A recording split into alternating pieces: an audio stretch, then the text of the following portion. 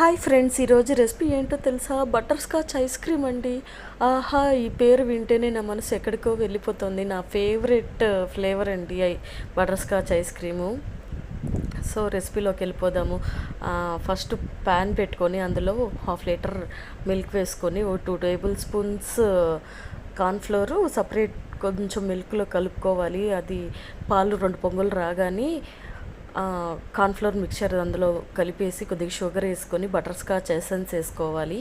Essence వేసుకొని బాగా మరిగిన తర్వాత ఆఫ్ చేసి కొంతసేపు ఫ్రిడ్జ్లో పెట్టాలి. పాలు బాగా చల్లారాక డీప్ ఫ్రిడ్జ్లో నుంచి తీసి దాన్ని మళ్ళీ మిక్సీలోకి వేసి గ్రైండ్ చేసుకోవాలి.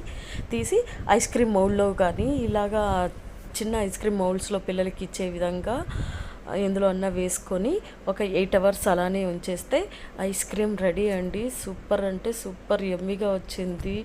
నేనైతే ఫ్యాన్ అయిపోయాను, ఆగలేకపోయాను.